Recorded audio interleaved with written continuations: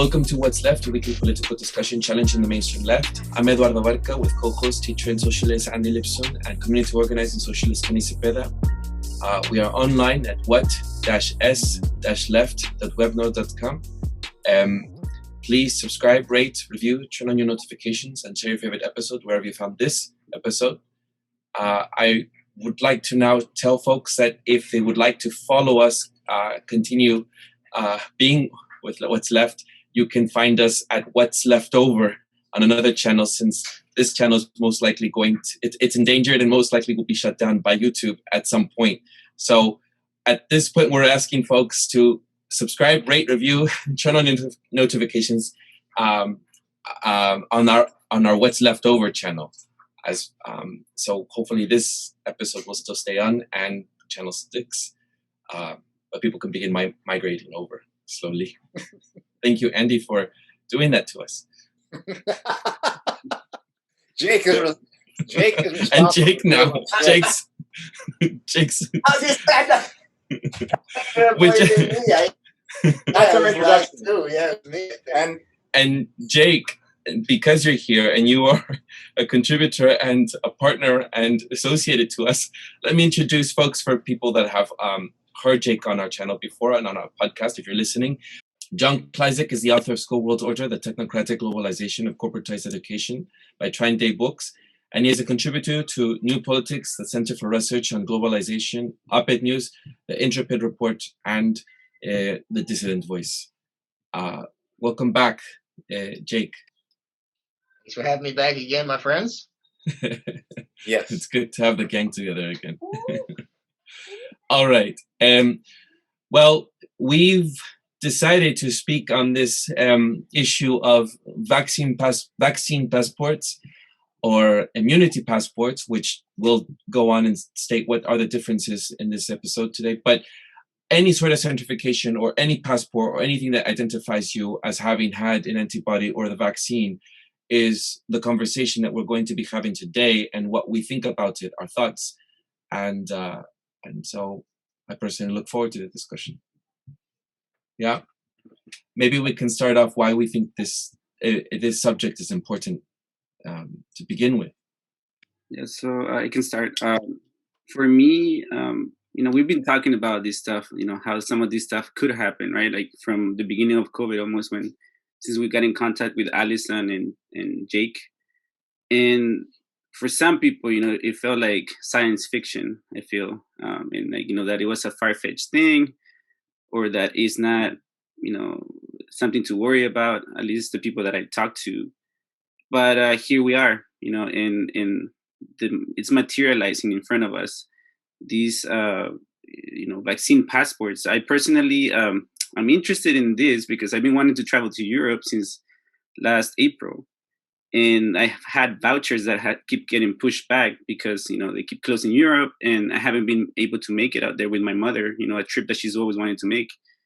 And so Europe now is out of reach for me, a person that hasn't gotten the vaccine.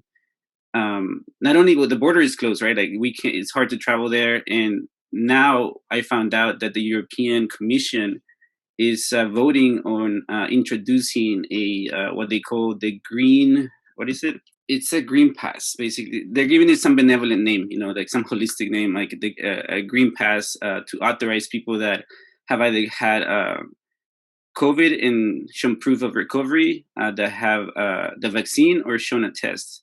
But they are trying to create this European Union-wide system to decide who is able to come into the European Union and who's not. And so I also looked into places like Latin America because I have family there, and there's also restrictions. They're not quite as strict. I actually know people that have not had the vaccine that are currently down there in Mexico and Guatemala and Costa Rica, and all they require is a test. I also went to a baseball game the other day, and they had a vaccinated section and a non-vaccinated socially distanced section. And so, the implications of these passes are not just travel abroad, they're also, movement within our, daily activities, things that a year and some change ago, we were doing without question. And so, and not only that, but I'm hearing and reading more things about, these becoming the norm for the future. And so we're not even discussing how long these passports might be in our lives, and yet they're so intrusive. And so that's why I'm interested in this conversation, to discuss the implications beyond the obvious, restrictions. In what other ways can this become intrusive in our lives? Yeah, and for me, it's this thing about vaccine passports personally is worrisome. Politically, I think there's all sorts of problems with it, but it very affects me personally. It first starts with the fact that I'm afraid of these vaccines, like from things like antibody dependent enhancement, the idea that once you get injected with it, and that's not a result of mRNA vaccine or adenovirus, that's just all SARS related vaccines so far. There hasn't been a successful antibody or vaccine produced, starting with SARS and even going as far back as the first attempt to make coronavirus vaccines back in 1970, I believe. So just the idea of the fact that they could inject me with something that could make me sicker if I get affected by a virus, by that same coronavirus. Let alone the fact that most of these things that are out there are either adenovirus or mRNA. They have never been used in humans before, like not just around coronavirus, a vaccine made from any of these things. So this is experimental technologies, and they're gene therapy technologies, but they're experimental in addition. And I've been healthy most all my life, but these things frighten me. I mean, the capitalist class is still the biggest thing that frightens the shit out of me in terms of what they're willing to do but I would say I'm much more afraid of these vaccines than I am of COVID, to be honest. And I think that the statistics around the CDC statistics around this bear that out. And so I don't want to take these vaccines, but increasingly I'm worried this year it's not true, and possibly next year. But as soon as these get FDA authorization, these things could become mandated at work. And then in order for me to work in the presence of students as opposed to work remotely, I have to accept this injection into me. Furthermore, like me and Brandy are getting married in October, and we want to go possibly to Mexico after the wedding. We want to go possibly to Iceland as part of our honeymoon. And do we have to choose now whether we take these for me, frightening injections in order to get there? And then like some of the things that I've heard, and this is, with regards to like when I was looking into, I look at China as sort of the future, because I feel like China leads the way on how the US and Europe are going to respond on this thing. And, they basically say, well, if you get the Sinovac or the Sinopharm vaccines, which is the Chinese vaccines, you can just come on in, If you have the Moderna and Pfizer, you can come in, but it's going to be a little harder. If you don't have the vaccines, you can come in as long as you get antibody tested and PCR tested, and you got to stay 2 weeks in a hotel that you pay for in quarantine, and then 1 week in your own house in quarantine. So to me, that you can see how everyone is forcing you into the same thing, and it's very, at one level, it's frightening and it's really frustrating. And at this point, I'm going to have to choose between taking a gamble on my health or whether I can travel to, say, Iceland or Mexico, or whether I can go to my work, let alone go to a movie theater, which I think is going to be coming up as well. So I think these vaccine passports are very dangerous. And I feel directly the sense that somebody is forcing me to make a choice about my body or my freedom. Like all of you too. I'm also, I don't want to take the vaccine. And I travel frequently every year. Once a year, I travel to Mexico at least 3 times a year, and and France, at least one. So I know that France started the COVID vaccine passport trial to begin reopening. And if they did do any quarantine, I'd be fine with that because I would be staying with my friends there. But I just to think that it's very restrictive, and even if I wanted to go, would I then be required to take a vaccine if I'm there, if the rules change, because I'd like to stay there for 2 months or a month? Would the rules then change and coming back with that? I don't know. It's all up in the air right now. You just never know what might change. I know in Mexico I could go without having to take a vaccine as of the moment, but just like both of you that have expressed this, it's very alarming to think that to travel you have to decide on what to do with your body. It's not really a choice. Then you have to then figure out other ways, and it's going to cause. And now talking politically, it's going to cause all these disparities and these divisions. And like Kenny was saying, some people are going to sit here who are vaccinated, others who are not.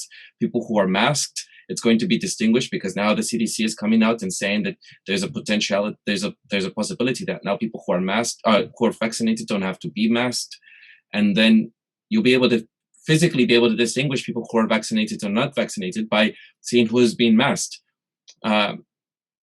if you follow the rules, of course, given that this is right. But all kinds of cans of worms are being opened up by this, and I find that that we need to really delve into this subject today, and I hope people will stick with us throughout this entire episode, because I think what we all have to contribute to the subject will really hopefully start the conversation at home. Hopefully will be something that's larger. People will take on this movement of saying, no, we shouldn't take this, you know. And I don't want the government to be on top of me about what I do and what not do. I think that's not the government's business. I don't think that we should, under the name of COVID, begin to allow all of these things that we weren't okay with before, and now that the West is now beginning to be. So personally, yeah, how it would immediately affect me personally would be, one is going to work, because I'm a teacher, and so that those are going to be one of the first places to implement that. And on one of our previous episodes we talked about the Microsoft Daily Pass, which isn't a vaccine passport, but it's an immunity passport. And I watched that video again recently. And in there, you can schedule an appointment for your vaccine through it. So, it'll have that record on there if you do get one. So the immediate concern is work.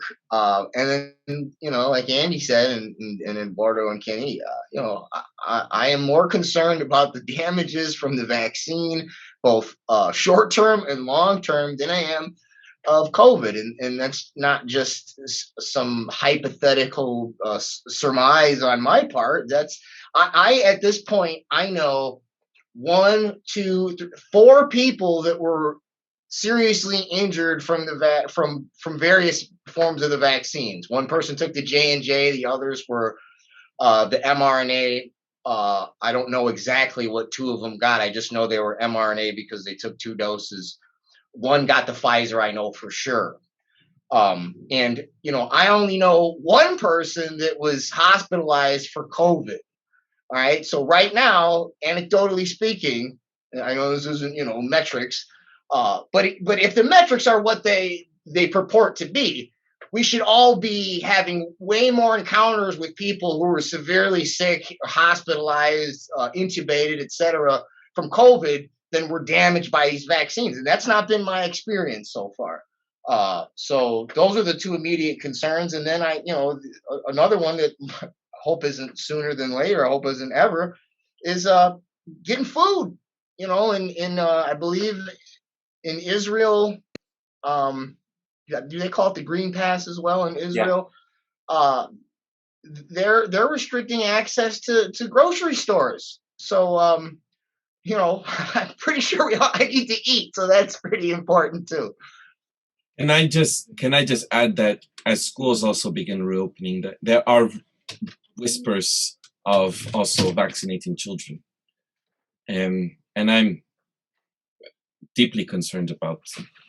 Well, they're not just whispers; it's already started. I mean, Pfizer and Moderna were complimenting themselves on starting on children as young as mandating children. Well, I don't know if they've been mandated. They haven't been mandated in San Francisco, but increasingly that that process has started. But yeah, that there, I think in LA they were talking about mandating, and I know we have to have some other things to talk about, but Eduardo, that point you raised about mask versus no mask, that's not just you can get around that. Now when you start to put in facial recognition technologies, now when you start to put in facial recognition technologies next to information, biomedical information that's connected to the face that can be recognized, now you can begin to start to see how these can be seen as crimes. Not wearing a mask because you're not vaccinated. And so what you said, Eduardo, and I hadn't thought about before, that's not science fiction. That's part of how this is going to go. So I actually think the point you raised about Fauci and the government telling people, oh, if you've got this vaccine, even though, as Jake mentioned, I think, there's no indication that it stops any transmission of anything or your ability to be infected by it. It's just these vaccines have only been, to the extent they've been tested, it's only about symptoms. They're allowing people to not wear masks. Part of that is to push people into getting vaccinated, but part of that, I do believe, is about creating this separation and then criminalizing the folks who don't wear the masks, and they have the technology and they're getting that point where you can be dinged like a video camera that sees your car doing the wrong thing. Well, and then we'll get to this later. This is at the end of it, but many researchers and scholars have pointed out that the digital vaccine passports, that those platforms can be expanded for other surveillance purposes, to track other biomedical records, criminal justice records, education records, etc., workforce records. And one thing I did a little fooling around today, had a hunch based on what I knew about a few platforms. They pretty much all involve blockchain. All right. And the graphics for one of the vaccine passports known as ImmuniTrax, the company that services that, it's called Corporate Screening. The graphics they have for another platform on this one suite of devices or platforms is they call it self-sovereign identity management. It's another blockchain platform, and it's got pictures. The graphics is people with their devices and doing facial recognition on them. So this one company that's giving you vaccine records, and it does this thing, VerifyStudents, school records, and others. It plugs into this blockchain, and so do all the others. And when we get down to it, we'll talk more about that specifically. But again, you're not just intuiting correctly, like the blockchain system, which involves their distributed ledger technologies. In other words, it's a ledger that basically keeps records of transactions. Those transactions could be your medical treatments or your vaccines, but they could be criminal justice stuff. Do you got your professional certificates up to date? All that stuff. So, right, plug it into Internet of Things, give you facial recognition, and like you said, if you don't have that vaccine, you got your mask off, they're going to know right away that you're supposed to have your mask off. Did you want to mention anything about the travel restrictions to Latin America and what you know about that? Well, I mean, yeah. Again, there is no concerted effort in Latin America at the moment, as far as I know. Everyone's doing their own thing. It's not the same as the European Union, who's a bloc, and there will be implications as a bloc in accessing that whole region. In Latin America, I know, for example, Guatemala is pretty strict, and it's kind of interesting actually that because Guatemala is the country I was born in, and so I kind of stay in touch. I have a family member that works at the airport, so this is how I know that they're very strict, and they actually suggested that we don't come to the country. Versus Mexico, that's a little more loose right now. Costa Rica, these are very touristy places. And turns out that Kamala Harris just made a trip to Guatemala and Mexico to talk about border security. And this is also Guatemala. I know that, being a colonial holding, there is a kind of a wrestling of influence. Guatemala has received vaccines from Russia, has received vaccines from China, and from the US. And right before Kamala Harris made it to Guatemala, they sanctioned some of the officials of the country, some of the political heads. They were sanctioned right before she arrived to talk about border security, because I think this is another application that these vaccine passports are going to have is border security, quote unquote. That limiting mobility of workers, internationally, and obviously being more insidious and efficient at deciding who's who with biometrics and all this stuff. Even people who cross the border, we were just talking about these technologies, right? Applications of facial recognition, all this stuff, to see who is a quote unquote legal alien, right? Like or a documented person. So me being in that field of organizing, that's one of the main applications I see that it will be more immediate, for mobility and tracking of international workers. And what this layer adds, when we talk about going to baseball games or movie theaters, or going to your work, or going into a hospital or going to a grocery store, is now the layer of control of workers that has always existed for the capitalist class when they've had these national borders.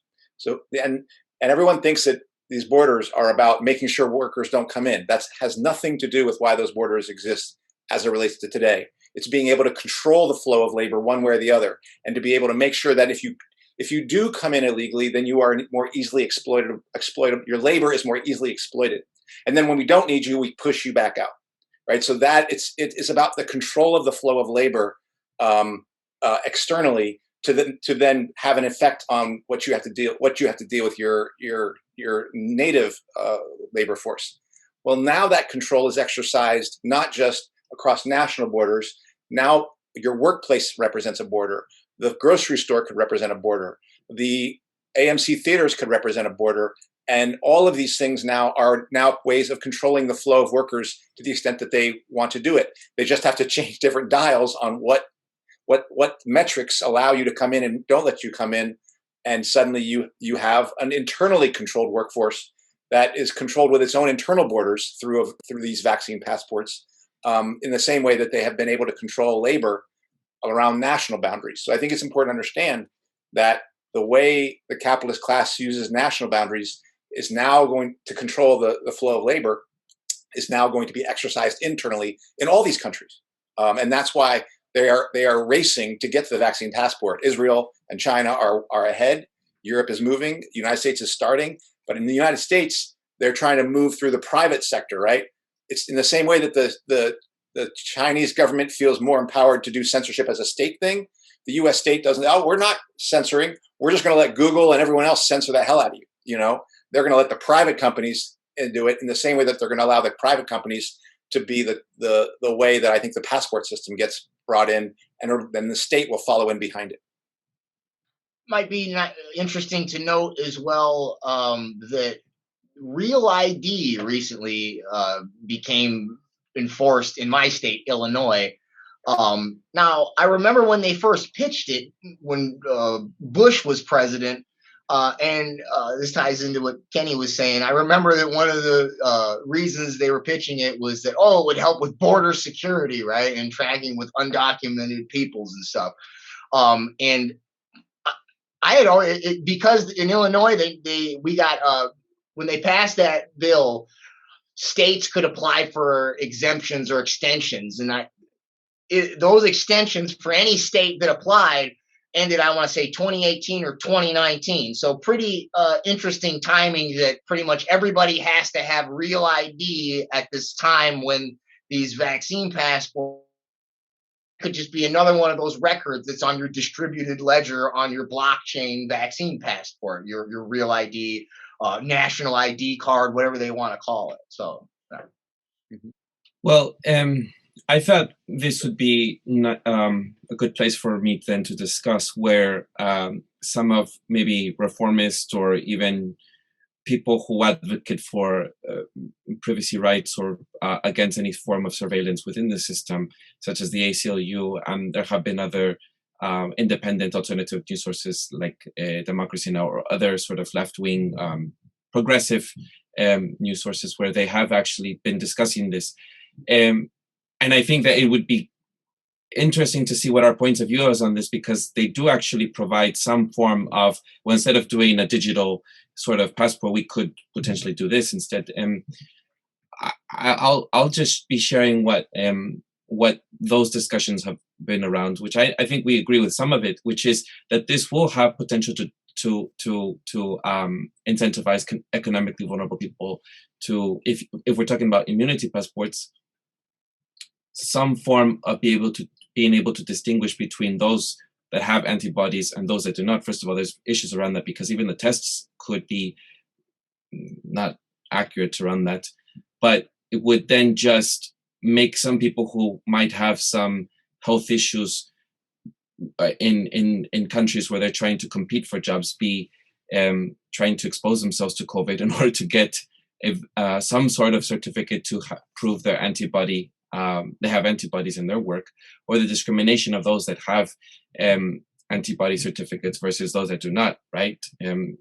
I mean, I'm almost fearful that if I do become a teacher in SFUSD in the future and vaccines become required, I don't know if I'll be able to get hired if I don't take a vaccine. Maybe if teachers who have been in there for a long time, as Andy, who's a senior, or Jake, who's been in an institution for a long, might be just given a waiver if they've been there for a very long time. But any teacher that is new might just, okay, fine. They might come to a compromise saying that teachers need to, then any new teacher might have to take a vaccine if that's going to be a requisite, and that's not something I consider this as a future problem. And also in other, the global south, where there's also competition for jobs, people will be discriminatory for those, and that would then exacerbate racial and economic disparities. And I just think the health surveillance infrastructure that is being proposed by this by the government, we talked about this with Alison McDowell, where there is a new system of being able, the Internet of Things, the Internet of Body, that our health is being merged with, infused in with the tech world. This, I think, is one way as a transition to be able to do that. It may just seem as simple as, it's nothing like that. It's just a vaccine or immunity passport or anything that is, but it is it key, and it's going to take many different ways for us to normalize and for us to begin to merge our lives into the tech and the health industry working as one infrastructure. And this is going to be one of us. It's going to be, as you have mentioned, scanning our faces, scanning our phones. Now everything's going to be digitized. So I do see that there are going to be issues and problems. One thing I am critical of what was shared on Democracy Now! Was because they do promote and they do share that it's important to take vaccines. That's where I disagree with them, and they do share that. So they say, and this is their stance, is that not everyone has access to vaccines, and so it's still going to cause disparities for those that can have access to the vaccines and those that do not have access to vaccines. I'm not going to promote vaccines, but I'm going to say that I have seen, even here in San Francisco, here in the Bay Area, where people are traveling to Vallejo, or traveling to other, like Richmond, where they people who are more economically comfortable and just trying to jump the queue to get to those vaccines have gone over to other places that are more marginalized or low-income neighborhoods and have tried to get those vaccines. And that in itself is going to cause the disparities too, because of, it's just, you're taking away resources from a community that might just need them. Of course, vaccines is not something I'm promoting here. I'm just trying to say that the vaccines are, or any resource, it's just, people are just fighting, competing, elbowing their way to get some resource over other marginalized groups. And then if people who do want to take the vaccines not going to have the access to them to travel or to do other things, or, and I think that's an issue. But again, I'm not saying I support the idea of getting vaccines. I'm just saying that it's becoming, and almost at the very beginning of this, I mean, SF has had a good rollout, but at the very beginning of this, it was almost like the Hunger Games to get the vaccines and causing those disparities. one thing that signals to me that, what's happening in the US is not about the vaccines, exactly, is that, the effort of vaccinating, at least in the Bay Area, because I know a few people in different, like departments in public health, in different counties here, is that it's a mess, and by and large, it's just a piece of paper that people have as evidence to show that it's, so at some point, I feel like, people are going to be forced to be in this system and willingly subject, registering for this system to have the ability to access spaces. So, even if people like say, find a workaround to be registered, even though they haven't gotten the vaccine, the fact is that they're going to be in the system because, in order to access things, you're going to have to be in the system. And so that's true. So to me, it's not just really about the vaccine, but it's also about developing these systems and pressuring people to, who are desperate to have a life, I guess, to register themselves willingly and comply to these systems. Yeah. No, I agree with that, Kenny. Because even like I have friends, one of my family members just got the vaccine today, actually, after so much pressure, even though we share our opinion, but it's fine, and my other family member is starting to feel pressure because of the baseball games, or traveling, and so people that have resisted this whole time, getting the vaccine are starting to feel the pressure. They've resisted peer pressure, but then the walls are closing in. So, it's yeah. Yes, I agree with that. And so to these passports, then some civil libertarians and privacy advocates have been supporting this idea of maybe how we can standardize a system, which still I think has issues in itself, but they've been, how do we standardize a system without making it a digital system? And they propose, and on the ACLU's website, which anyone will link to, they propose that there might be, instead of digital credentials, present a way to meet a crucial criteria that we could potentially have another way of making a system that works for everyone. And they state that it can't be exclusively digital. That's one, and they state that it has to be decentralized and open source, and it does not and should not be tracking or creating new databases. And these are from the ACLU's website, which I will link. And this is what they are proposing as maybe this is an alternative way of instead of digitizing or any form of digital credentials, this could be a way to have a vaccine credential system that is standardized. And maybe we can argue or say what we think to it. But that is, I think, what one of the ways that they are presenting this.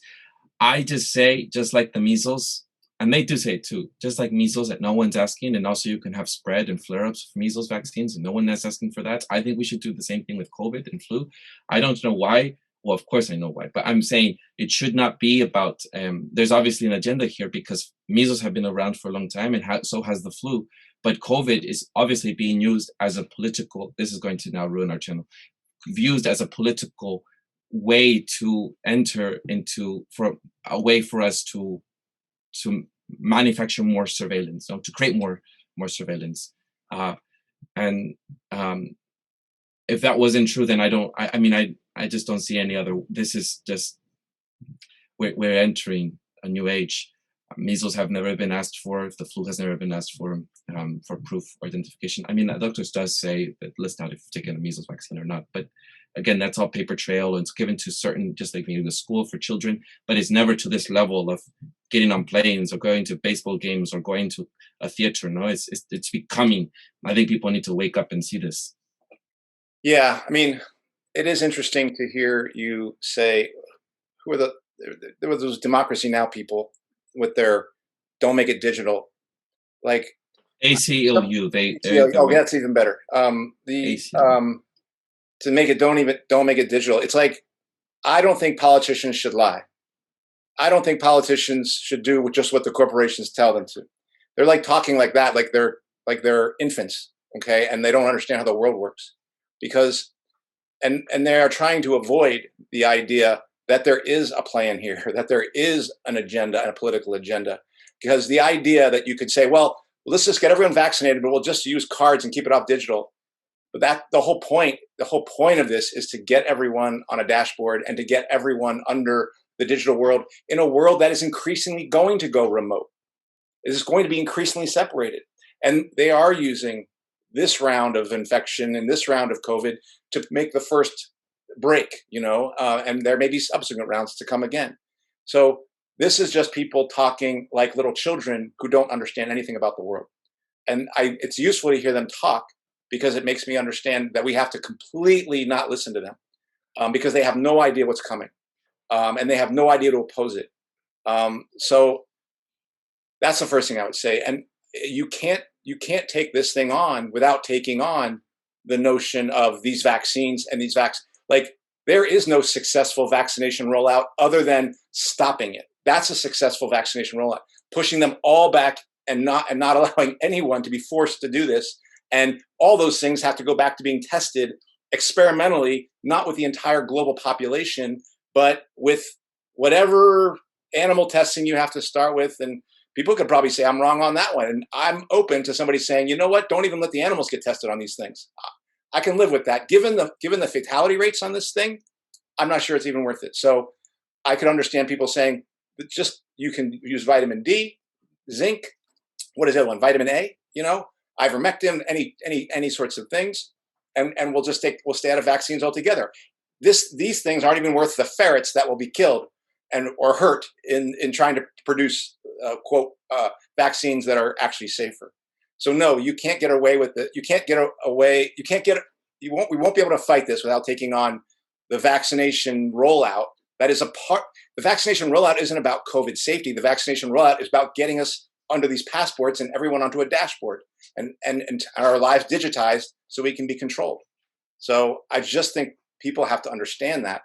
ACLU clearly is not, so they will not be part of our defense. They will have zero role in defense. They will have only role in saying, no, it's true, Eduardo, I'm saying. They're going to be part of the Trojan horse of bringing these forces in. Oh, just put it on a little piece of paper card. Well, some people get on a piece of paper, but later, suddenly that piece of paper gets turned into your little Safeway card where you can only get the coupon as long as you go to Safeway with your little card. Well, that's what the whole entire globe, that's what the entire nation is going to be like as it relates to living, and going to work and things like that. So I just feel like it was irritating to hear them say that kind of stuff, because it tells me that they have no idea what's coming.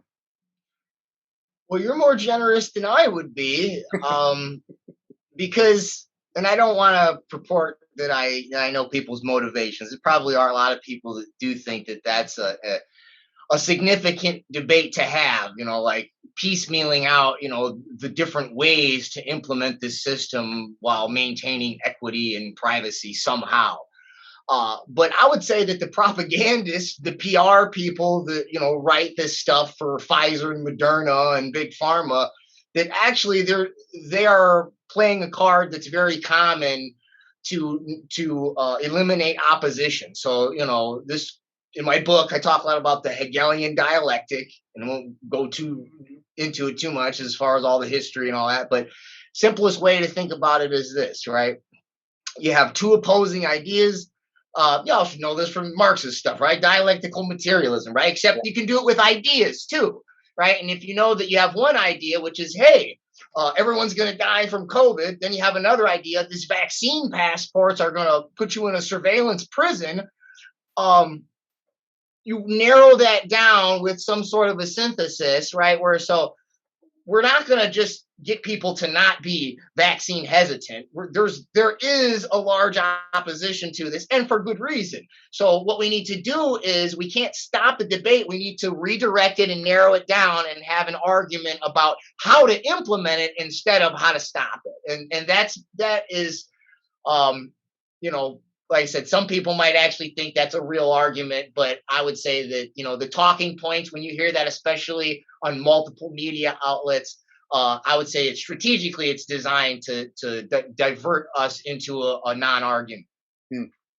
I want to show you something. So, because about the animal testing now, here's a book by Jose Manuel Rodriguez Delgado, Physical Control of the Mind. Okay. And this is where he did his research on brain-computer interfaces. So this is the type of research they were doing on animals. Now that's horrific, man. And there's no reason to do that. And this was in the 60s. So I mean, that's along the same lines of transhumanism as merging all your health records with a blockchain technology. I mean, all you're missing with your devices is in your hand instead of in your head. And what I'm suggesting is that all this biotech research, all their viral vectors or mRNA, all this re-engineering of biology, it's on the same spectrum as that. So if that's disgusting to you, no, we shouldn't do that to animals either. And just from a selfish perspective, you wouldn't get anywhere near people if you didn't sit there and desensitize yourself to doing it to animals in the first place. Isn't that like the sign of a psychopath or sociopath? That when you like harm animals first, right, and then yeah, that's how they get started typically. Yeah, serial killers typically, yeah. Jake, you shared on your channel, which we'll link in the in the episode notes. Maybe if you find that you might have anything on Pfizer or anything on, I'm trying not to say those bad words, but if you have anything to say on what you've been sharing on your channel, which I hope that we can get some of what you've shared from your email that you sent to us, that would maybe contribute to this. Okay, yeah. Well, so at one of the schools where I teach, we're doing the CARES thing over there, and so they were trying to implement new technologies for the students to help. That's what the money's given for. So they have these proposals, and then we review them and all that. And one of them was for a company that partners with this other company called Corporate Screening. And I could talk more about the other company. It's adaptive learning stuff. But the privacy policy that it had, and I talked to the representatives, explained that they would share this adaptive learning data to this other company. And this other company is called Corporate Screening. And Corporate Screening has this digital platform called VerifyStudents. It goes on your mobile device.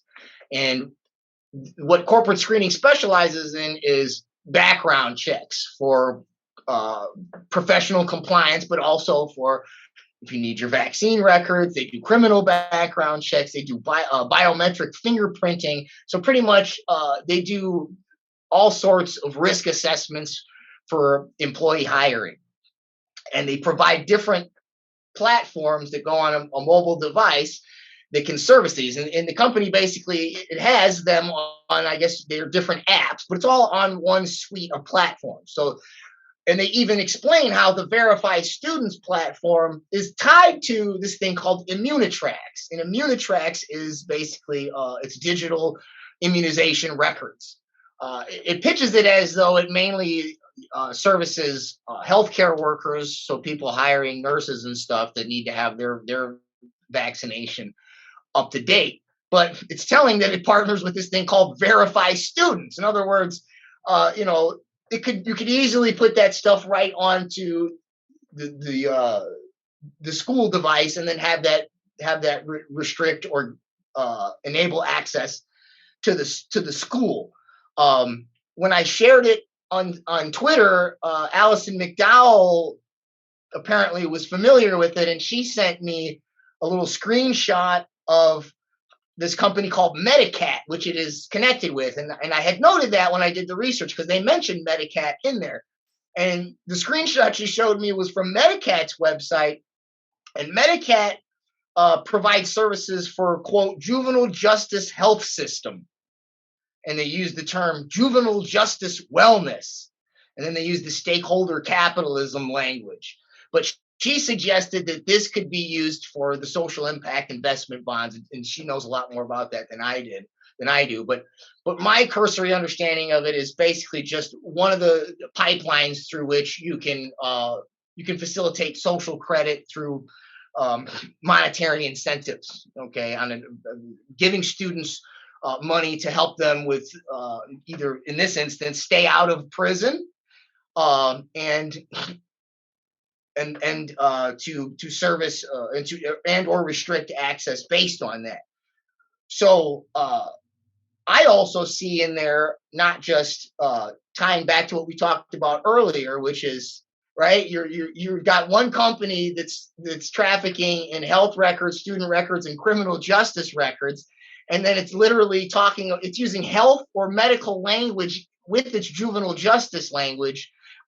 I also see down the line that this will be part of the reimagined policing reforms, right? As much as we need to reform that, I can guarantee you there's going to be ulterior motives for that reform where it's probably going to be worse than it was before they changed it. And I've already peeked at, I think it's the Federal Justice and Policing Act. I can't remember the title right now, but all sorts of stuff on data mining, data tracking to help with to help track whether or not there was some racial disparity or something like that, or implicit bias. But you also hear a lot about using mental health professionals instead of the actual police to come to the house. That sounds, I know some people just laugh it off. Other people might say that sounds like it's not as dangerous as an armed guard coming there. But one thing you need to understand is that medical records, although they want to put it all on one blockchain platform at this point, there's no due process involved in that.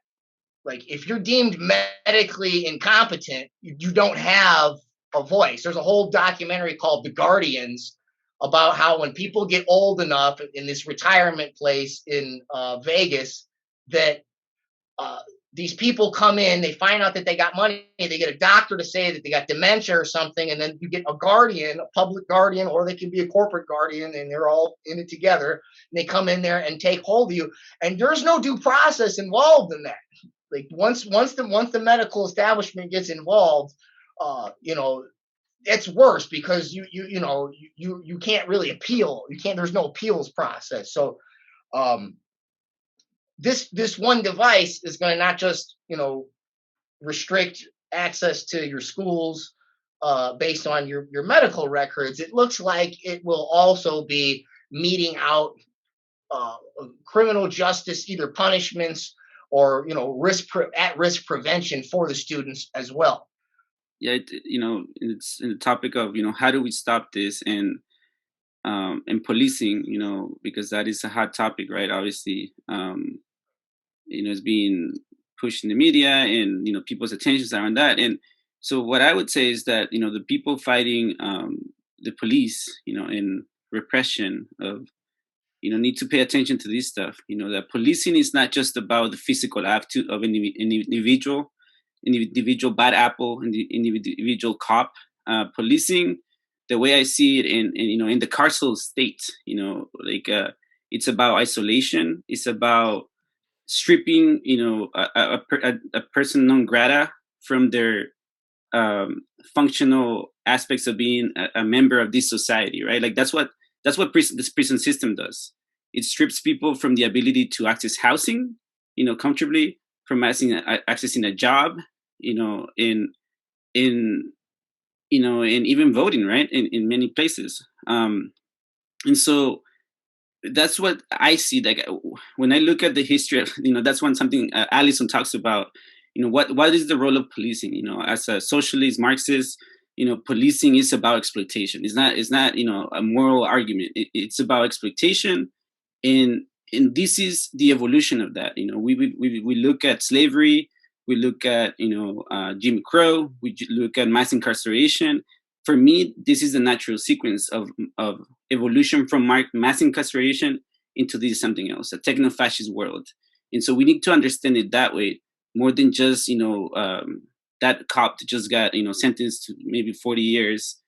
It's more than that. It's an institution, and so how do we stop this? More people need to understand it that way, rather than an individual act of of violence in in understanding fascism in a multidimensional, way, rather than just the time and a place in Nazi Germany. Fascism has always been part of this system, of capitalism and of the history of the US. And this is just the evolution of that. And so for me, that's important that we understand how we're not just fighting that bad cop on the streets. We're not fighting the riot police. We're fighting the techno-fascist state, taking shape right now. You reminded me too. One of the articles I wrote last year, socio-emotional thought crimes in American schools. When I was doing my research on that, I was looking at how these wearables and stuff like that would be used to actually, in the guise of racial equity, actually exacerbate the problems by creating racial databases. But what I found in doing that research was, when you hear about no cash bail reforms, what they already have lined up to replace it is algorithms. And it's basically social credit algorithms. So first of all, money still will be a factor, because your employment has not just how much money you make, but how can you keep a job? How frequently have you been fired? Your school records, all that type of stuff. They're gonna look at that. Are you married? Other demographics, right? And they're going to take that risk assessment. And there's several different programs, and they're in that article, that basically that will determine whether or not you get bail. I mean, this is basically just another version of social credit. And I should mention that, before I jump on that, IBM and Salesforce, I also want to mention that, when we're talking about stuff like this, there's now all this talk about the conspiracy theorists, and whether or not somebody's not mentally competent, because, for us, for instance, right, we don't like vaccines. So are we mentally incompetent or mentally, in other words, once you put that mental health provision on the criminal justice provision, with all the speech censorship that's out right now, because we're having a discussion about the safety of vaccines, right? You could get in this new system a knock on the door by a mental health counselor who has policing powers if you don't abide with, I don't know, their checkup. Maybe they want you to take some meds or something. And so that's how that blurs together. But I did want to just add too that, so IBM's got a blockchain platform where they're servicing these vaccine passports, and it works with the Excelsior vaccine passport or immunity passport in New York. But also Salesforce is invested in this IBM change, and Salesforce is invested in the Alibaba company, which is the main company that runs the Sesame social credit system in China. All right, and so it's a direct connection to that whole platform through the vaccine passport and into all the criminal justice stuff. Yeah, and I think that's probably why I was interested in looking at China, and mostly because I do believe the vaccine passports that are beginning to be rolled out are sort of the early development stage for a broader social credit system that it will be implemented to assess people, to judge people. And one of the things it's more advanced in China, but they already developed a thing where you can an app where you can report to assist to the state, essentially, who's kind of putting out bad news, who's putting out bad information. We ourselves have been subject to things like that under YouTube, so it's not like those systems don't exist here, but they're institutionalizing them and making them, again, putting them into a situation where you doing those sorts of behaviors could affect your employment status, can affect who visits you and who tells you, wait, are you okay? You get a wellness check from somebody, and you're like, and that's going to be frightening. Like you said, because that's what it's meant to do, is intimidate. And it is a situation where, like, the various levels of who has access to certain things, and the segregation of those sorts of things is like the way things are in prison, where you have people who are kept in solitary and keep people who allow yard areas, other people who get even greater. If you're good, you get greater access. but it's all controlled by people at the top. And that's, I mean, I think Allison has mentioned this, the US state, the Chinese state, all of them have models of essentially an open air prison for their countries, to again separate the wealth from the rest of us, and to concentrate that wealth to the top. And I do believe it will require a change in the policing in order to make that happen, because you can't separate wealth and just have cops do it. I don't think it's going to work that well. You are going to need a much broader and more robust control system than just as provided by police on the corner, because that is what I believe the role of police is to protect the property of the wealthy. That's what they protect and serve. But they are not going to be strong enough. That institution is, as it is constituted right now, is not strong enough for the level of wealth separation that the capitalists have planned of taking from all of workers. And I think it was best articulated by the World Economic Forum when they put out the idea of, you're not going to have any property and you're going to be happier. And I think that should give you an idea of what they're preparing us for. And again, I think, Jake, a lot of your friends would say that's communism that they're plotting. That to me is not communism, but I do think that what people should be afraid when World Economic Forum is saying something like that, because they do plan on taking from you. And I guarantee you there are going to be people who will own property under that situation, but it's going to be a very small group. Yeah, it's feudalism for sure. Techno-feudalism, right? It's like going back in time. We should note that the World Economic Forum has their own common pass vaccine passport. So, and then the United Nations has a COVID pass, or at least they sponsor the COVID pass. So, in addition to having an incentive, they're actually pushing that stuff. And then if you take a look at this book here, this is Klaus Schwab's book. One of the main chapters in here is on integrating blockchain identity management, right? Blockchain systems for your distributed ledger technology. So they don't just push it; they're basically invested in it. I have one question, and this I wish I would have asked it earlier, but so you have, and I'm wondering so you've got Sputnik and the Russian vaccine, and you've got Moderna, Pfizer, the U.S., and you've got AstraZeneca, which is European, and you've got Sinopharm and Sinovac, which are Chinese and China's, and Pfizer is also in Israel. But what is the relationship between who vaccinates you and the vaccine passport? Is there a relationship between those two things? Like, because China, it really seems to be, China was initially using their passport as a way of saying, you can get a passport from us if you get the Sinopharm and Sinovac vaccine. Now they're starting to open that up to Moderna and Pfizer. That wasn't true before. But is there a relationship between who wins and in terms of spreading the use of their vaccine and this vaccine passport, or are those two separate operations? Does that make sense, that question I'm asking?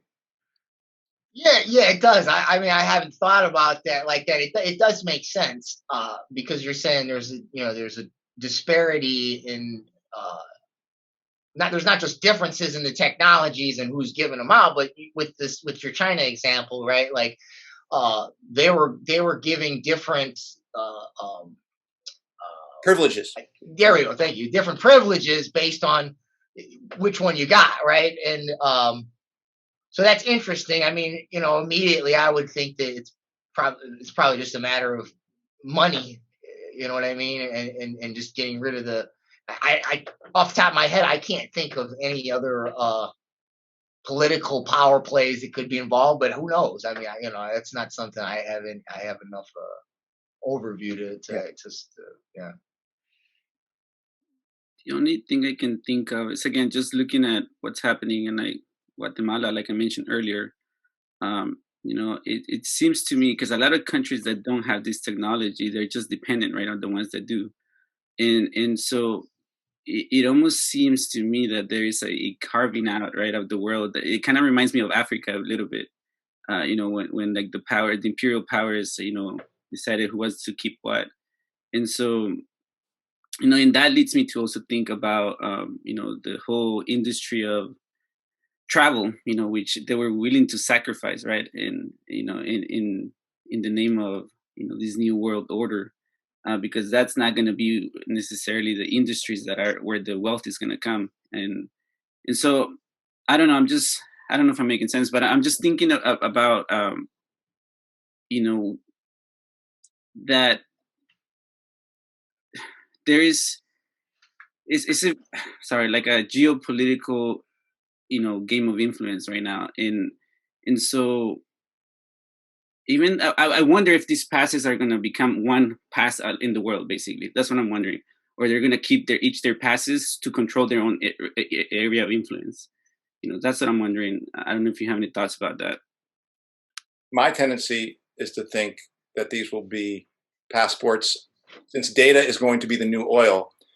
Passports and social credit systems are going to be the basis by which nation states compete for the data of the populations that they control. And so I do think there's a new great global game going on, and we can start and I do agree with you, Eduardo. Kenny, that the pushing of your vaccine and getting your shot gives you an edge towards collecting the data of that population out of that region. How that's going to intersect with the passport, I'm not entirely sure, but that's how I see it. I don't see this as one global passport.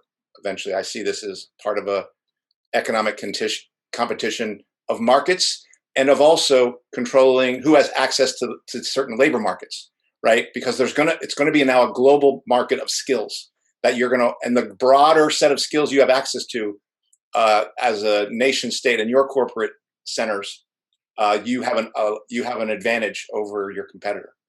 But I think this would be interesting to hear, Jake, because I think this would be an area that maybe I'd be curious what you would say about that, Jake. Well, I'm thinking dialectically again now, which is because I'm thinking Cold War stuff, and by that I mean I'm thinking right now with China, especially when Trump was in there, still a lot of Fox News, a lot, China, woo, China. Mm-hmm.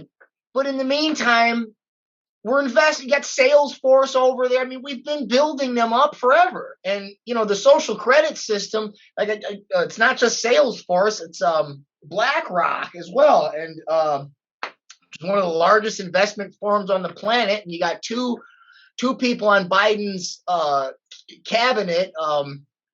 They're in an article I wrote on Gates Foundation Distributed Ledger Technologies. We'll put it in the link. I can't remember their names right now, but my point is, similar stuff, during the Cold War with Russia. We're over there. Anthony Sutton documents it thoroughly in these books here. It's got 3 volumes: Soviet technology and or Western technology and Soviet economic development. I think a lot of that it's advantageous to at least have the veneer of competition. And I'm not saying that there's not competition, but I think it's a very limited competition when you think about combines and multinational companies and their footholds across all those lines on the map. And there's the advantage is twofold. One is you can scare your population to the boogeyman that's on the other side of the line, and in doing so, you can bilk them into going along with your experimental vaccines or building up your armaments or whatever is the incentive to get the public to go along. So I think that that's there as well. And when I think about the whole social credit thing, you're right that by creating at least some level of competition and also the appearance of competition, it's easier to dupe your own people, and to maybe sneak some of that stuff over here at the same time. Because like I said, at the same time, we're basically slowly importing that system over here. So I don't know how clear that was. That is, and just because this is an episode, Jake, haven't talked to you, but this is an episode I hope to do one day on What's Left, because I believe we are standing right on a fault line between what is historically that libertarian, so-called conservative position around what's going on, New World Order, and the Marxist, what I would say, the Marxist view of what's happening, which is most mostly a competitive thing. So Kenny just opened up a question that exists right on that fault line. Oh, I thought you. I was gonna say, well, hey, you know what? You guys said you wanted to come over on my tiny little channel, and you guys can come over and just we could just talk about that, and you guys can tell me what y'all think. And I want to have the conversation here too, though. Okay, yeah, here too. Yeah. I was just publicizing our previous conversation about y'all coming on the show. But yeah, no, I was looking back there for a second because that's Orwell as well. The whole idea, we were always at war with East Asia. We were never at war with Eurasia. And then we were always at war with Eurasia. We were, and so the boogeyman changes, but really, and he doesn't explicitly say it in there, but, that's just a means of terrorizing your own people so that they have a reason to cling to the power structure, basically. Any last thoughts? Maybe, is it worth saying, how do we stop this? I mean, we could talk about it, but my first thoughts are like, right now our unions are inviting it in, like with the contact tracing, even the stuff that's happening there is all bringing it in. So it's like the first thing we have to recognize is that these passports and contact tracing and all these various things that are about us giving up our information to a digital center that they say is decentralized and is private, all of those are giving up our not just our privacy, but ourselves to an entity that means us no good, means us harm, and means to use us. So I guess it's hard for me to talk about fighting it because I feel like so many people haven't even decided that what's coming is wrong and has to be fought. So that's something I feel like I want to say. For me, obviously, I am a socialist because I believe in democracy and that it has to be in the hands of the masses. And so for me, the one thing that has to be answered by every individual is, whether this world is better, whether that is freedom, whether that is, the society they want to live on. I can force that on people, and the only way I can fight it, the way I see it, yes, obviously speak up, yes, speak out, but it's to fight that within myself, that world, and show that liberty is better, and that there's something better than that, and kind of lead by example. That's where I'm at right now, that, oppose these systems and show that I have a good life, because otherwise, why would people want to disconnect from the matrix? If we ourselves are, who are in pursuit of freedom, we're not free, in imprisoning our own struggle. And so for me, that's part of it. It's part of, it's, yes, fight, organize, but also, Assata Shakur said that, that being a revolutionary is also it's about creating a better, world, a happier world, a more fun world, a joyous world. So it has to be part of that. But because again, if people don't want to disconnect, what can I do? That's the democracy. That's the will of the people. And so we have to gain the will of the people, showing that there is something better out there than that, and that's a prison that we're building right now. I like what you said about living by example and basically just, being the change that you wish to see in the world, as Gandhi said, and not to be all sound preachy, but I'm a Christian, and just in terms of the idea of what the original church did, like Gandhi, the whole nonviolent thing, and it might take a few, I don't want to use the word martyr and sound like a religious fanatic or something, but we really have to be willing to, when just speak the truth, live the truth, witness to the truth, be willing to die for it, not fight for it or kill for it, but be willing to die for it. And when I say fight, I mean, physically. Now, I'm not a pacifist entirely. I've been doing martial arts for 20 years. But my point is that what you just said is, and it kind of relates to that whole dialectic of the Cold War idea.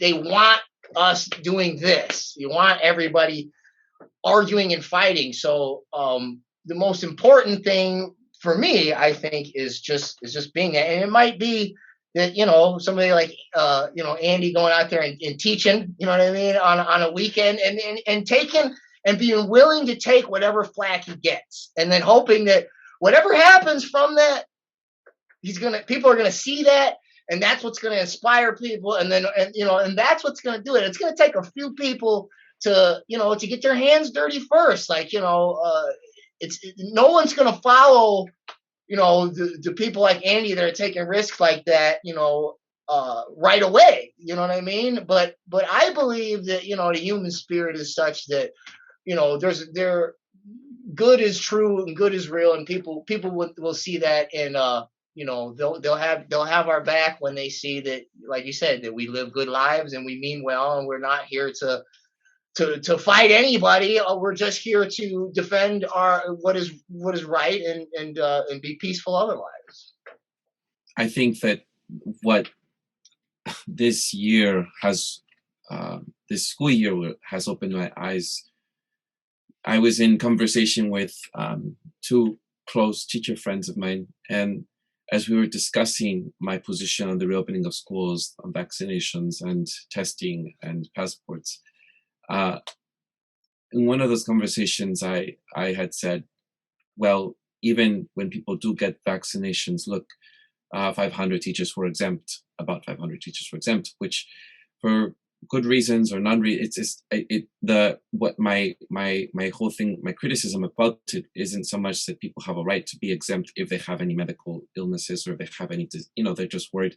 It was that the whole idea of having the fight for vaccinations was on the top priority list for teachers as one of the reasons why they would support going back to school reopening.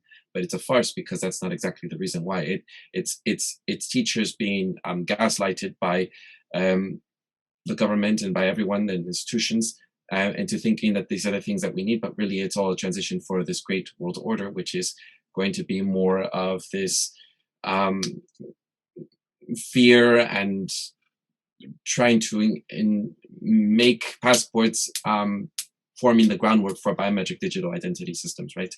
And so I think that when my conversation with my friends they were saying, I'm throwing teachers under the bus, I really have come to now, and I don't mean this as a disrespect or don't want to offend any of my teacher friends watching this. I do love them and I do support unions and I obviously want to support them, but I do think that my eyes have been opened, that my fight and my struggle will be with mostly people who aren't as educated, so to speak. Well, my fight will be mostly with people who are on the ground, workers and families and communities that are struggling and understand intuitively, maybe not be able to articulate it in any form, artistically or literary or academically or scientifically or any way that may be in the sphere of the educated world. They may not have that language, but intuitively they know for sure that they themselves are the instruments of change, and they only and by finding ourselves and being together, we empower each other. Because I used to think that I empower them, they empower me, and we empower each other to really fight against these forces. And that's the biggest change for me. And I will continue in that fight. I will continue in that struggle. And it's unfortunate, because I used to think that because I worked in public education for 15 years, that my greatest allies were people who were in the schools district, right? The people who were, at least in my sector, right? And I'm not talking about the service industry or the medical industry, but just in the area that I worked in, because I think you have to start wherever you're at, I thought my allies were my educator friends. I thought they were my educator friends, and I still hold them very dear to my heart, but I have found that they have been easily duped, easily gaslighted, and unfortunately, they have bought into this, and the fear of COVID and the shock doctrine has really worked. And I think that I just hope that the union and its direction and its leadership will eventually come to know this, as working families have intuitively known this, right? I will. That's where I think I will be, and I'm still hoping that there is some dissident voices within even in those institutions, such as I'm heartened to see that Michael Caine in his work in New York with his caucus, what he is doing, even within his circle and within the institution. Everyone should read the resolution that he put out recently with his own colleagues. And one of the most radical things that I think that this is why I wanted to pull it out. One of the things that, and everyone should read it, but one of the things that he had mentioned, which was, I don't know how, I mean, he is sort of like me, where he picks his battles and he chooses his words carefully and his approach to this, not like maybe Jake or Andy. And Kenny says he has a different way of doing this, but he did say something that I thought was very radical. And he said this, he says that whereas in Nazi Germany, the segregation of Jews was argued as addressing, quote, public health, the ultimate goal of health passes, whereas the ultimate goal of health passes and passports is to lay the groundwork for a biometric digital identity system, where all information and data about any individual is run through one interoperable system, i.e. your international travel passport, vaccine pass, medical record pass, employment pass, domestic travel, EZ pass, tolls, your financial transaction pass, all purchases and taxations, as well as communications and data from your phone, all of which could be monitored on one single dashboard in real time. And so I don't want to let go of the idea that there's still within the so-called professional class, because I do think that they were the working class, but they're acting as if they're not. Even teachers in this area, I think that there is still hope, at least for people like who are doing what Michael Caine is doing, to fight this and going against, standing 100% against the Excelsior Pass that was created by the currently embattled governor of Andrew Cuomo, no, in conjunction with IBM and all that. So I really am heartened to see his work, and even when I have tried to talk about his work to other teacher friends, they think he's a kook, right? It's unfortunate, even though I don't really think he's as blatantly talks about the fourth industrial revolution as Jake and Andy, or as Alison have done here. But even then, he is still seen as, anti-science, anti-worker, all of this and all that, and a kook. But he isn't, and I'm so glad he said that. So I do think that the fight has to continue. It's this long struggle, right? And I'll be working on this side of the aisle as of the moment, but I'm heartened to think that Michael is doing that with his colleagues. That comment about the beginning of the concentration camps in Nazi Germany, 100%. Before it got to Jewish people and they were looking at various other ethnic traits to genocide, it started off with they were looking at people that would have been on the autism spectrum and other mental challenges, and they basically started off just like, well, first we'll just segregate them. You know what I mean? Because you don't want them to like make new babies, because then there's ads like this young man cost you 60,000 Reichsmarks or whatever. That's your money, German citizen. And then it was like, well, yeah, we could save more money if we started to just like euthanize them and stuff. And then it was like, yeah, those Jewish people aren't so good either. And then it just kind of took off from there. And the company that processed the data for the concentration camps and all of that, well, that was none other than IBM. This is by Edwin Black, IBM and the Holocaust. And there's a little picture here of the actual punch card. Right, it was used, right, and they had, and then they had everybody from the mentally differently abled, and then write a whole smorgasbord of religious opinions, communists, Jews, homosexuals, Jehovah's Witnesses, right? It just went on and on and on and on, but. Right, so he's not just making an analogy. He's talking about the very company that wants this is the very company that was doing that. So I mean, it's literally, it's exactly what he's saying. So, that's a sad note. I want to ask y'all this. I want to add on that because he's probably an example of my question, and I'll ask you this: Is it just me, or do I feel? I know that we're talking about this looming, all these different devices that we named, all these different passports. But is it just me, or does it feel like maybe we're gaining a little more traction? Like, are y'all hearing more people that you wouldn't have expected being at least more skeptical of the whole narrative, both COVID and vaccines and passports? I feel that way. Maybe I'm being too optimistic, but I feel that way. One thing that pops in my head is just Bill Maher went off the other day on HBO, and I was like, wow, okay, like, and people clapped when he said it. People clapped in the audience. I mean, what are your thoughts? Do you feel like maybe there's a turn in the tide?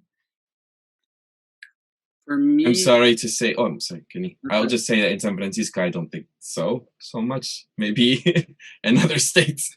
I've been lucky. I've actually been connecting with people that have been isolated, and they kind of find an oasis when I talk about this stuff openly, and about this story the narrative that I think it's happening. And so I've connected with people across the country, actually, like randomly through Instagram, that follow my stories because I'm pretty vocal. And so I'm finding more people that are actually quiet because they're isolated, but I'm hoping that they can speak up more when by getting together. Yeah, and Eduardo, you might want to come in again on this, but I think my first answer is closer to Eduardo's. And so the Atlantic had an article, what did they say? One vaccine to rule them all, right? Because they are now talking about a super vaccine, which you can get one injection, and it has all this crap in it. It's like multiple versions of spikes, and it vaccinates you from every version. So what is that? That is the language of Mordor. That is the language of Sauron. And in San Francisco, in the Silicon Valley, I feel like we're in Mordor. We are in the land of the orcs, where the whole thing starts, and from which, at least on the Western Hemisphere, because you got your own. I think you've got something else going on in China, where they have their own Silicon Valley going on there. I think we're literally on ground zero for the capital of the enemy and its plan to digitally control us all. So my feeling is no, I don't feel an opening yet. I know that Eduardo and I are starting to get some feelers out there and find some existing allies we didn't know existed. But I will say that I take some heart from some of the demonstrations I've seen in Europe and in England. They were counted as like 5,000 by the press, but people on the ground they're talking up to 100,000. When you see that big difference between the way the press says it, like usually the press will say 30,000 if it's 100,000, but when they say 5,000 for 100,000, then you know that they're like a little nervous about what the hell's taking place. So I do think there's some hope there, but unfortunately, I will say that unless the Chinese workers or the U.S. workers can take these things down, then Europe has to go the same way, because this is going to be run by the U.S. capitalists and the Chinese capitalists. I understand Jake probably thinks they cooperate. I think they more are competitive, but if those two don't get taken on by their own respective classes, I feel like it's game over. And so I don't think it's going to be decided by the European workers, if you will, because it's going to mean we have to fight here. And currently, I don't feel it. Currently, I feel mostly fear and mostly people not wanting to say anything in my own environment. Yeah, I'm just going just to echo what you're saying. I think it's right. I think Andy's right. This is San Francisco, the most progressive, the most liberal. This is not. This is the city that is happy with Biden and Harris. This is where Harris was born. Anything Harris says goes. Everything that Biden is doing is wonderful.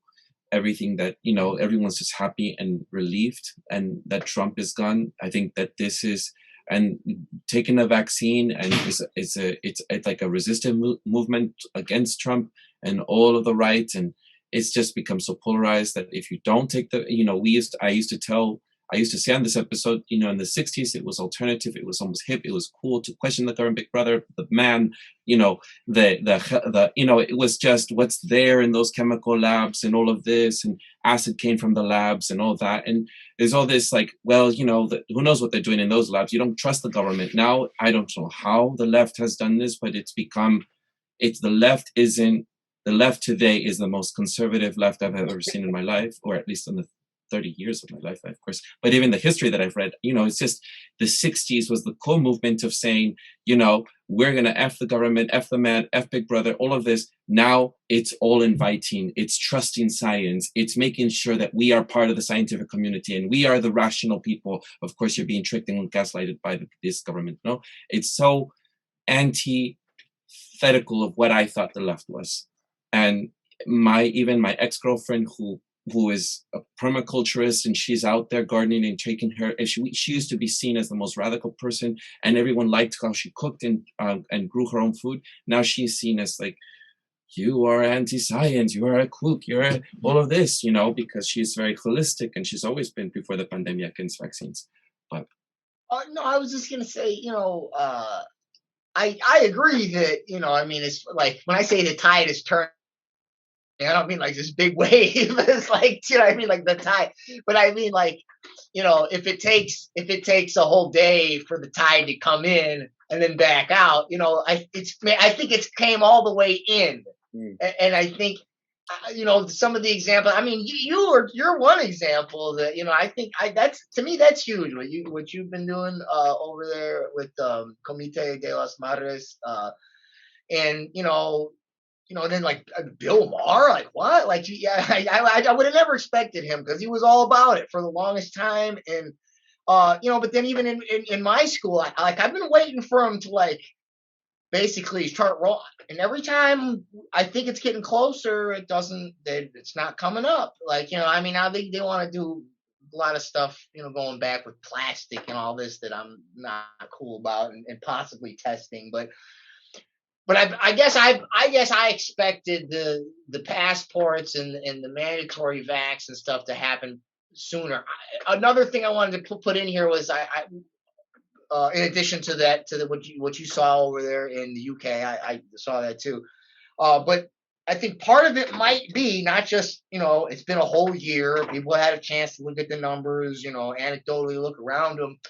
But the other issue is the J&J. I mean, that one I think really creeped people out as far as it getting pulled off the shelves, and then just the rise in injuries from all the vaccines. So I think that narrative is getting away from them. And like you said, I mean, we don't see it as much like you're not going to see it on the news. And then as we've all noted, when we go to work, with all due respect, a lot of the people that we work with in institutions that have been through the, the higher education mill, that's not the bellwether that you really are going to look to get a sense of like what the human population, working people actually think and feel. And so,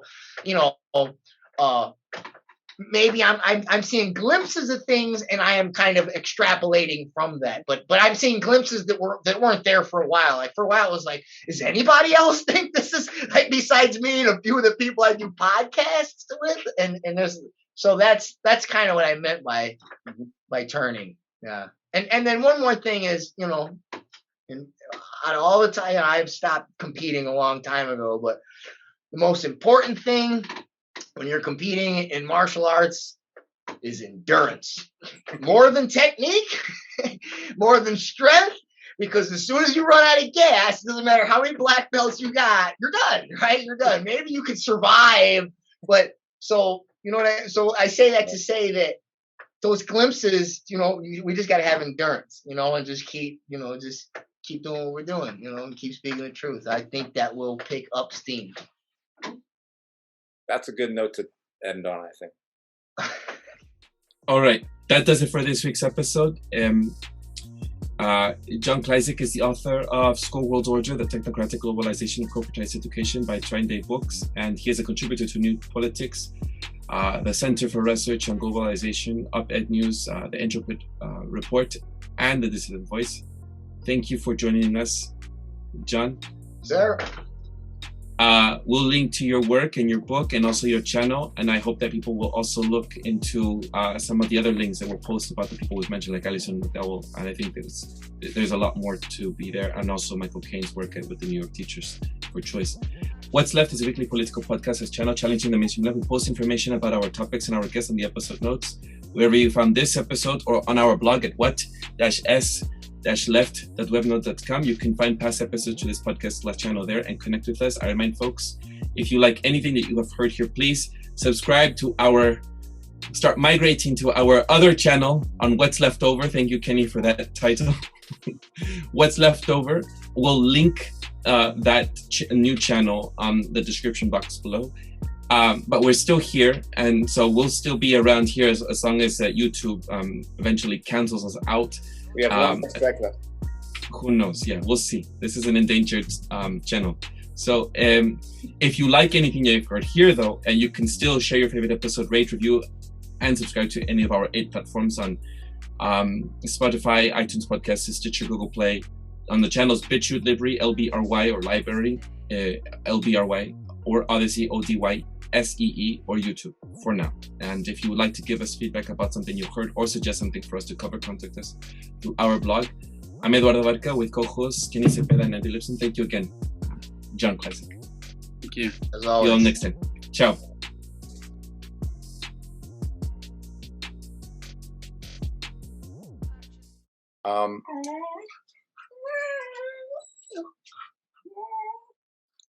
So 1 second. I'll come back. I gotta put something on my dog.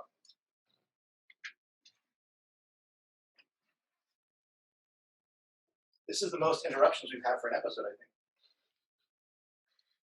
He's gonna be a pain in the ass if I put a jacket on. Now he's gonna calm down. That helps him calm down. Yeah, it makes him very it makes him very sad. But I'd rather him sad than us interrupting. I think he made him compliant. I'm putting him in his... I'll show you.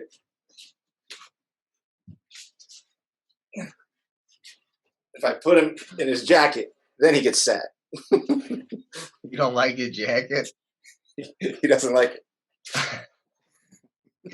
So he'll sit and shut up.